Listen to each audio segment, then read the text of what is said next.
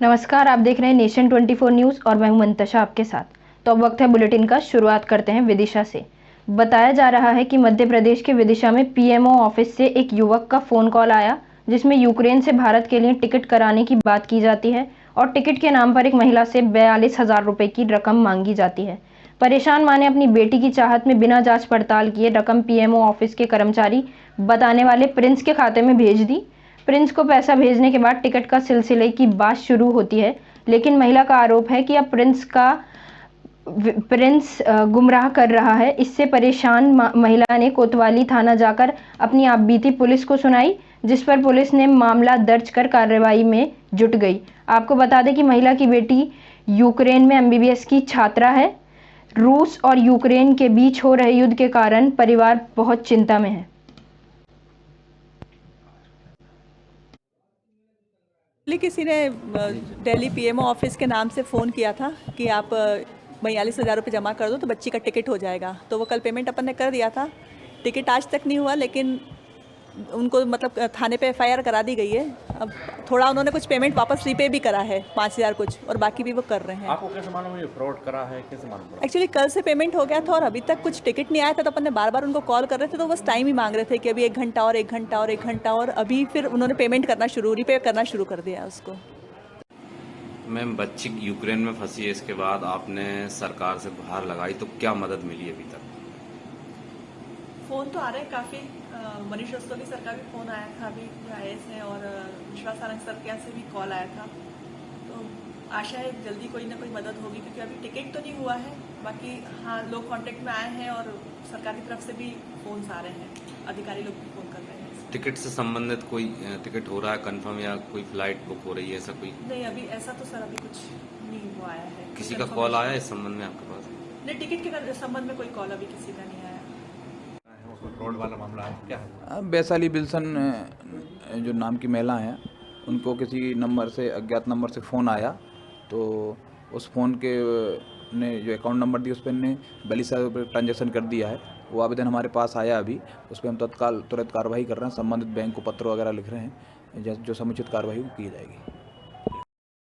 Ukraine और रूस के बीच युद्ध के हालात होने से वहां फंसे भारतीयों की सुरक्षा के लिए केंद्र सरकार लगातार प्रयास कर रही है, और इन हालातों में जबलपुर की 2 बेटियां यूक्रेन में हैं, जिन्हें वापस लाने के लिए सांसद राकेश सिंह ने विदेश मंत्रालय में चर्चा कर आग्रह किया है। गौरतलब है कि जबलपुर निवासी रिया पाठक और इशिता ठाकुर यूक्रेन में एमबीबीएस की पढ़ाई कर रही हैं, और जब यूक्रेन में युद्ध के हालात हुए तब दोनों बेटियों के अभिभावकों ने सांसद राकेश सिंह से बात कर वहां के हालातों पर चिंता व्यक्त करते हुए उन्हें वापस लाने का आग्रह किया। वहीं सांसद राकेश सिंह ने तत्काल विदेश राज्य मंत्री वी मुरलीधरन से संपर्क किया और दोनों बेटियों को वापस लाने के लिए आग्रह किया। हमारा अपना देश, हमारा अपना मध्य प्रदेश और हमारा जबलपुर भी इससे प्रभावित हुआ है। जबलपुर की 2 बच्चियां वहां पर रुक गई हैं, रिया पाठक और इशिका सिंह। आज रिया पाठक के पिता ने मुझसे संपर्क किया था और मैंने तत्काल विदेश राज्य मंत्री श्री मुरलीधरन जी से बात करके उसकी पूरी जानकारी उनको दी। उन्होंने तत्काल वहां की एम्बेसी से संपर्क करके उन बच्चियों की जानकारी वहां साझा की और ये निर्देशित किया कि उन बच्चियों को निकालने के इंतजाम जितने जल्दी हो सके उतने जल्दी करना चाहिए। रामानुजगंज शहर के वार्ड क्रमांक 3 रिंग रोड के झुग्गी झोपड़ी में रहने वाले नागरिकों के निवास को विधि विरुद्ध तोड़ने के खिलाफ भारतीय जनता पार्टी रामानुजगंज के 1 दिवसीय धरना प्रदर्शन एवं रैली निकालकर सैकड़ों की संख्या में तत्काल विधि विरुद्ध कार्रवाई को रोकने के लिए अनुविभागीय अधिकारी एसडीएम रामानुजगंज को ज्ञापन सौंपा है।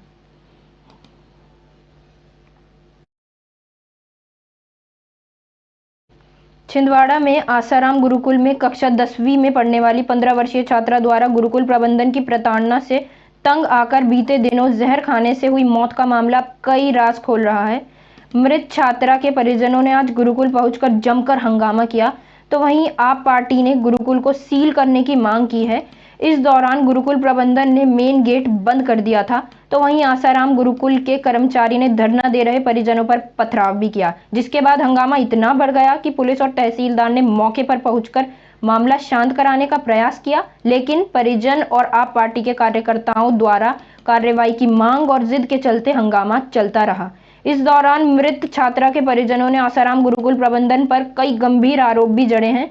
इसमें परिजनों के अनुसार गुरुकुल में संदिग्ध गतिविधियां संचालित की जा रही हैं, जिससे अन्य परिजन भी पीड़ित हैं।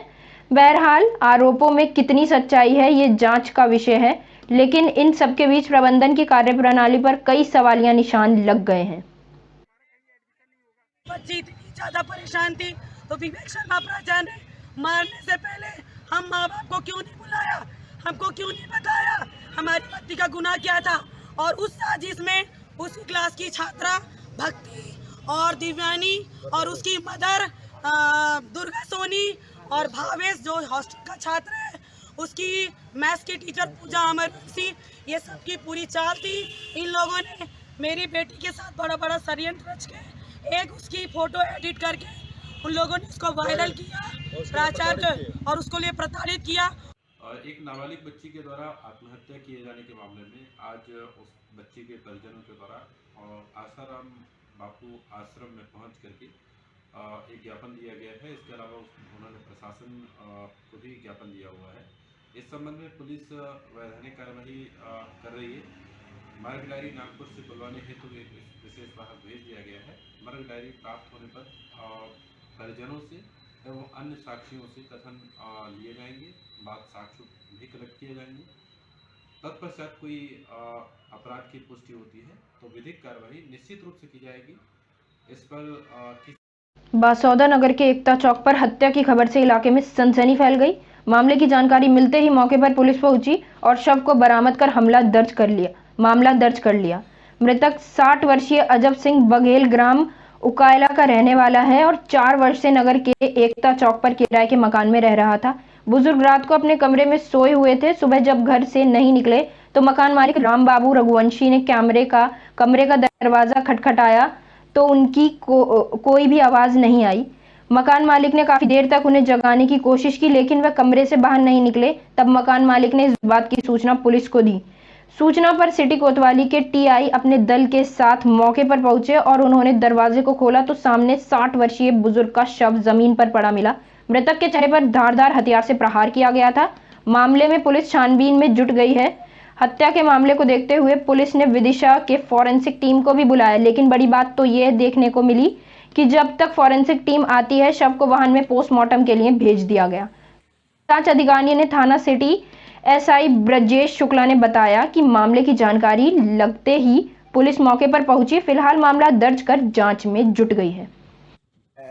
कोई सूचना मिली थी मर्डर की, क्या मामला है सर पूरा? सर थाने सूचना प्राप्त हुई थी कि राम बाबू रघुवंशी के मकान में उनके एक कमरे में अजब सिंह बघेल किराए से रहते थे।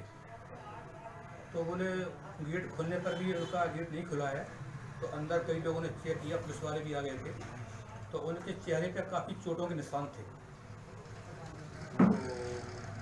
तो जब फिर तो उनका जो है पूरा पीएम कार्रवाई की गई और उनका नाम अजब सिंह बघेल, पिता श्री मोती सिंह बघेल, ग्राम उकावड़ा के रहने वाले हैं और वो यहाँ किराए से करीब 3-4 साल से रहते थे। बाकी उनके सिर में काफ़ी चोटें हैं। उनका सही कारण जानने के लिए हम लोग पोस्टमार्टम करा रहे हैं।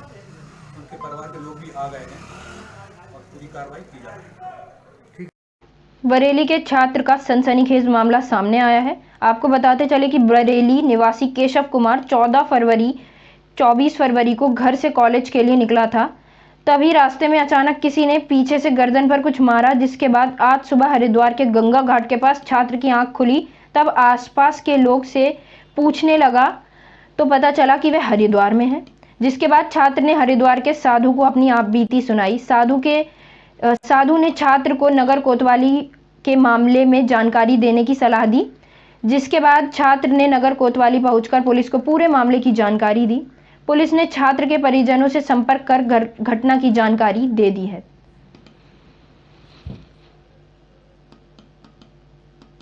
सर एडिटिंग कर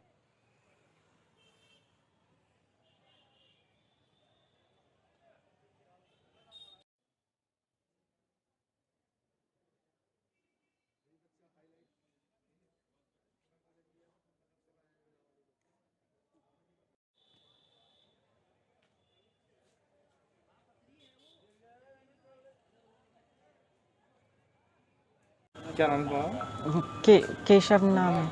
कहाँ से आए हो तुम, यहाँ कैसे पहुँचे? बरेली से आया था, कॉलेज निकल रहा था सुबह, तभी ऐसा लगा किसी ने पीछे से हाथ मारा, तो फिर कुछ याद नहीं रहा। सुबह उठा था तो यहाँ गंगा घाट पे पड़ा था, तो एक बाबा थे वहाँ, उनसे पूछा कि कहाँ हूँ, तो उन्होंने बताया कि हरिद्वार हो। तो उन्हें बताई मैंने सारी बात, तो उन्होंने कहा कि कोतवाली चले जाओ, बिल्कुल सीधे पड़ जाएगा फिर तुम्हें, तो फिर यहाँ तक पहुँचा। नाम है आपका? उमेंद्र। क्या मामला था ये जो बच्चे यहाँ पे? ये बच्चा कल बरेली से किडनैप करके लाए थे इसको, और यहाँ लाके गंगा किनारे छोड़ दिया गया इसको। किसने किडनैप किया था? किसने आपको जानकारी दी कि ये किडनैप हुआ है? ये परिवार वालों ने जानकारी दी। मैं यहाँ सर्विस करता हूँ और मुझे इन्फॉर्मेशन दी कि यहाँ बच्चा है, इसलिए मैं यहाँ देखने आया हूँ बच्चे को। तो बच्चे कोतवाली में कैसे पहुँचे? ये किसी बाबा ने इन्फॉर्मेशन दी कि बच्चा यहाँ है, उसके थ्रू यहाँ आया है।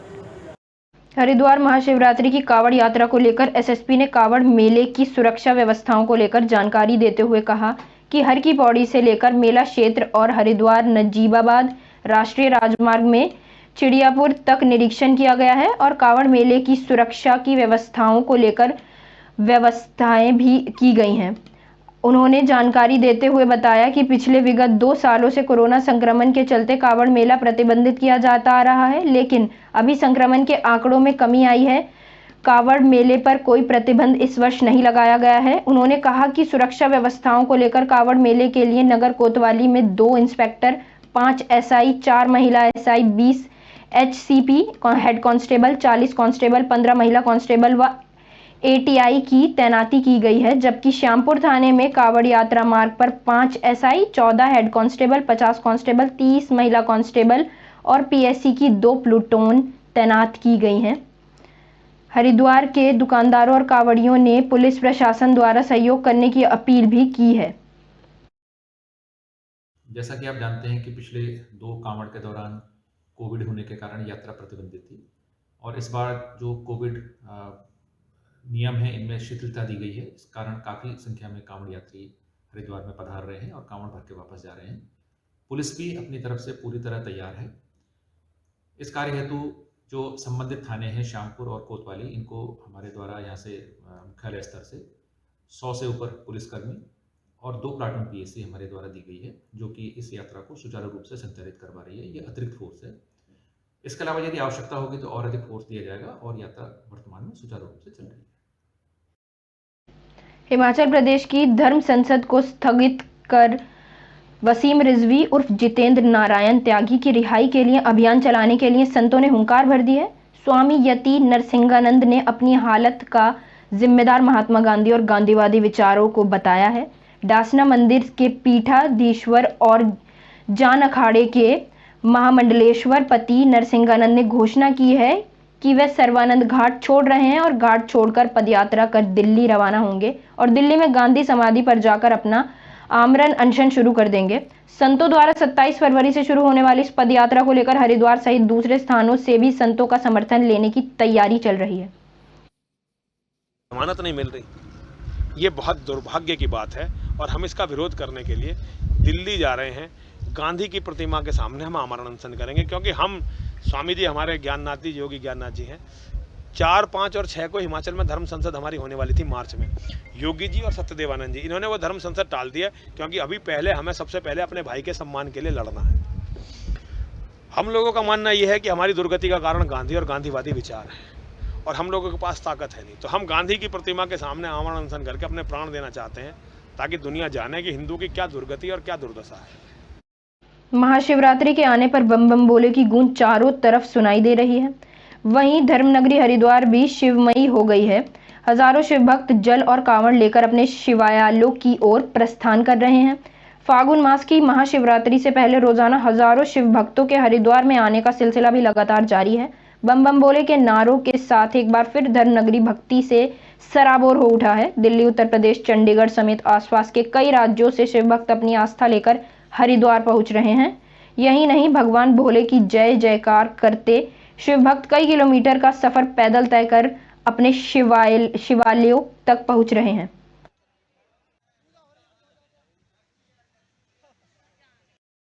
खबर लक्सर से। यूक्रेन पर रूस के हमले के बाद यूक्रेन में फंसे लक्सर के छात्र का परिवार चिंता में आ गया है।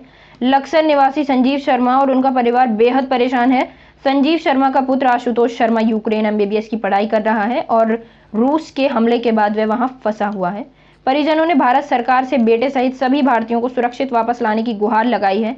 दरअसल संजीव शर्मा का बेटा आशुतोष शर्मा वर्ष 2019 में एमबीबीएस की पढ़ाई के लिए यूक्रेन गया था। यूक्रेन पर रूस के हमले के बाद परिवार की नजरें टीवी पर लगी रहती हैं। टीवी पर युद्ध की खबर सुनकर परिवार की चिंताएं और बढ़ गई हैं।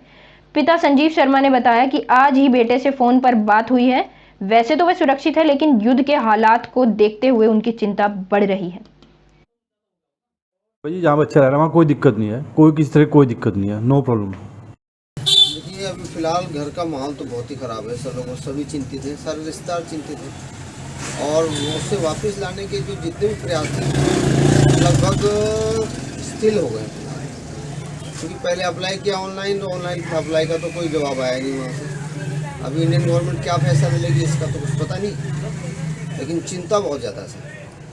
वाइब्रेशंस महसूस हो रही थी, खिड़की वगैरह हिल रही है, लोग बंकरों में जा रहे हैं, पानी की अवेलेबिलिटी खत्म हो चुकी है और कह दिया गया है कि घर में रहिए, बाहर मत निकलिए। और खाने की बड़ी क्या दिक्कत बोलते हैं, जो आसपास के बिल्डिंग्स के लोग बाग हैं उन्होंने हमें बोल दिया है कि नीचे बंकर्स हैं हर बिल्डिंग के नीचे, तो सेफ्टी सही है। सब मेट्रो के अंदर खाना पानी फ्री हो गया, अंदर मतलब सब अवेलेबिलिटी है यहाँ पे। और बाकी चारों तरफ घुस चुके हैं रशियंस। कीव पे अटैक हो गया, जहाँ पे मैं खारकीव में हूँ फिलहाल, यहाँ पे भी अटैक ही हो गया। बाहर पुराना जो एयरपोर्ट था वो उड़ा दिया उन्होंने। अब बाकी पता नहीं क्या डिसीजन लेंगे। शासन से यही मांग कर रहा हूँ कि बच्चों को ज़्यादा जल्दी से जल्दी सुरक्षित अपने देश में मंगवाने की कोशिश करें किसी भी तरह, क्योंकि वहाँ से अब तो साधन भी सब बंद हो गए हैं। ट्रेन है वो बंद हो गई है और बसें वगैरह तो वैसे ही वहाँ नहीं चलती हैं। और दूसरा इसकी मेन जो जड़ है इसकी लड़ाई की, ये अमेरिका की देन की हो रहा है। उत्तर प्रदेश के रामपुर जिले में बड़ा हादसा हुआ है। रामपुर के शाहबाद में पेड़ कटने के दौरान बराबर में गुजर रही 11 केवी की बिजली लाइन पर पेड़ गिर गया। हादसे में खेत में काम कर रहे 2 लोगों की मौत हो गई, जबकि 2 लोग गंभीर रूप से झुलस गए।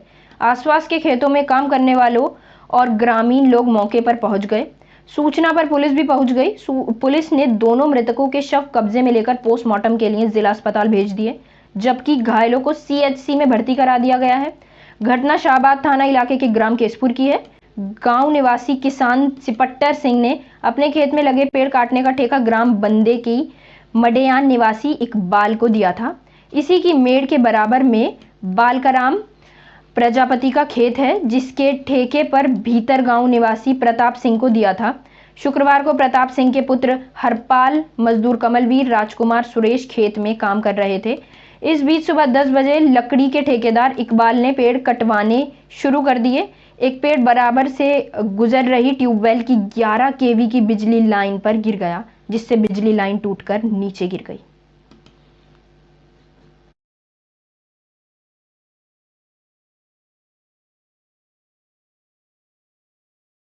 यूक्रेन पर रूस के गुरुवार को हमले के बाद वहां मेडिकल की पढ़ाई के लिए गए राजधानी व आसपास के जिलों के कई विद्यार्थी भी फंस गए हैं। इन्होंने फोन और सोशल मीडिया से वहां के भयावह हालात बयां किए हैं। कई छात्रों की तो घर वालों से बात तक नहीं हो पाई है। साथ ही ये भी बताया गया है कि उन्हें भारत लौटने के लिए कोई फ्लाइट नहीं मिल रही है। इधर लखनऊ में चिंता से बेहाल परिवारजन बच्चों के जल्द सकुशल लौटने की प्रार्थना कर रहे हैं। यूक्रेन के डिनप्रो शहर के मेडिकल कॉलेज में एमबीबीएस की पढ़ाई कर रहे मनोज यादव ने बताया कि उनका शहर डानबास से सटा है। ये वही 2 इलाके हैं जिन्हें रूस ने स्वतंत्र देश की मान्यता दी है। ऐसे में जब रूस ने सैन्य कार्रवाई की तो हालात बद से बदतर हो गए। मनोज ने ट्विटर पर भारत सरकार से मदद की गुहार लगाई है। उन्हें एक वीडियो भी शेयर किया जिसमें पार्किंग में धड़धड़ाते हुए घुस रहा रूसी टैंक कारों को कुचलते हुए बढ़ रहा है। मनोज ने कहा कि ऐसा भयानक मंजर कभी नहीं भूलूंगा। ये भी लिखा कि फ्लाइटें निरस्त होने से मुश्किलें और बढ़ गई हैं। बताया कि दूतावास के बाहर भारतीय छात्रों का हुजूम उमड़ रहा है, पर कोई सुनवाई नहीं हो रही है। मनोज ने लिखा कि डिनप्रो में काफी भारतीय छात्र हैं जो सहमे हुए हैं।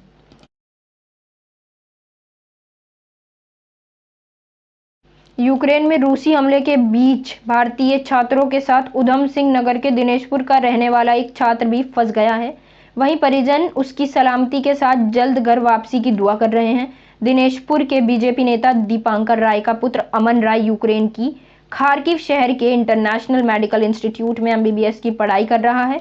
इस दौरान पिता दीपक राय ने कहा कि युद्ध की आशंका को देखते हुए अमन ने 28 फरवरी को भारत आने वाली एयर इंडिया की फ्लाइट की टिकट बुक की थी। हमले के बाद परिजन डर गए और उन्होंने तुरंत फोन से अमन का हाल जाना। अमन ने उन्हें बताया कि फिलहाल वह ठीक है। उसके हॉस्टल से 1.5 किलोमीटर दूर धमाके हुए हैं, जिससे सभी छात्र दहशत में तो हैं। उसने बताया कि भारतीय दूतावास की ओर से छात्रों से संपर्क भी किया गया है। इस साल उसका 3rd ईयर है।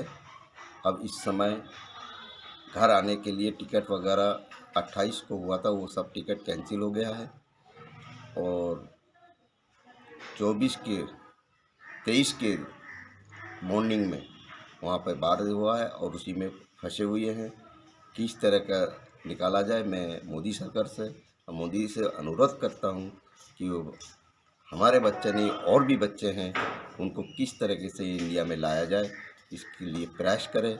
और आपका आभारी रहूँगा जो यहाँ के बच्चे, हमारे देश के बच्चे जो फंसे हुए हैं, बहुत परेशान में, नाजुक स्थिति में हैं, उनको किस तरीके से लाया जाए। या खबर लक्सर से है। एक तरफ रूस ने यूक्रेन पर हमला कर दिया है तो ऐसे में वहीं फंसे भारतीयों की चिंता बढ़ गई है। उत्तराखंड के भी कई छात्र यूक्रेन से मेडिकल की पढ़ाई कर रहे हैं। उनके परिजन भी लगातार चिंता में हैं। लक्सर के रहने वाले आशुतोष शर्मा छात्र भी यूक्रेन में फंसे हैं। परिजन लगातार आशुतोष से संपर्क कर रहे हैं। ऐसे में परिजन ने केंद्र और राज्य सरकार से गुहार लगाई है कि सभी भारतीयों को यूक्रेन से सुरक्षित निकाला जाए। इसके अलावा लक्सर के ही परमेश्वर पावर और राकेश कुमार देवांश भी यूक्रेन में फंसा हुआ है। इनके परिवार भी अपने बेटों की भी सुरक्षित भारत वापसी के लिए मांग कर रहे हैं। 26 तारीख को बच्चा घर आ जाएगा, तो कल अचानक ये पता चला कि रशिया ने यूक्रेन पर हमला कर दिया है, जंग शुरू हो गई है। रुद्रप्रयाग जिले के 4 छात्रों के यूक्रेन में फंसे होने की सूचना मिल रही है। जनपद के अगस्त्यमुनि ब्लॉक के एक छात्र और एक छात्रा, वहीं उखीमठ ब्लॉक के भी एक छात्र और एक छात्रा के यूक्रेन में फंसे होने की जानकारी मिली है। ये सभी यूक्रेन में मेडिकल की पढ़ाई कर रहे हैं। अगस्त्यमुनि सीएचसी के तैनात फार्मासिस्ट डीएल मिंगवाल के पुत्र अंकित चंद्रा और फलई गांव के पूर्व प्रधान विजय भट्ट की पुत्री अवंतिका भट्ट यूक्रेन की राजधानी कीव में पढ़ाई कर रहे हैं। अभिभावकों को यूक्रेन के कॉलेज प्रशासन पर भी हालातों की गंभीरता को समझने में गलती करने का आरोप लगाया जा रहा है।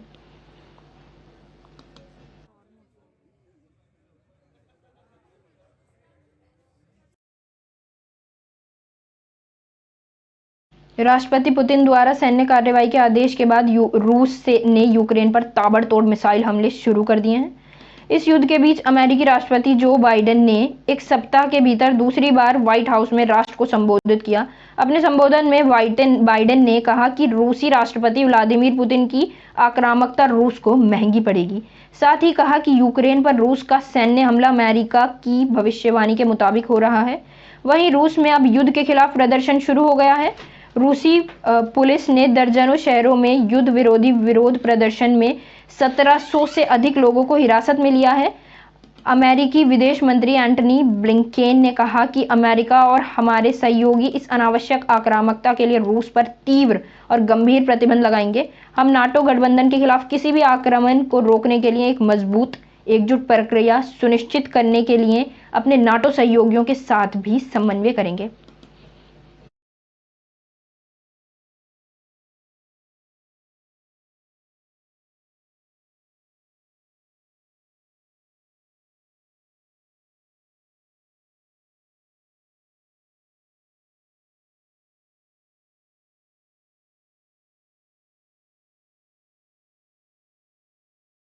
फिलहाल के लिए इतना ही। देश भर की तमाम छोटी बड़ी खबरों को देखने के लिए देखते रहिए नेशन 24 न्यूज़।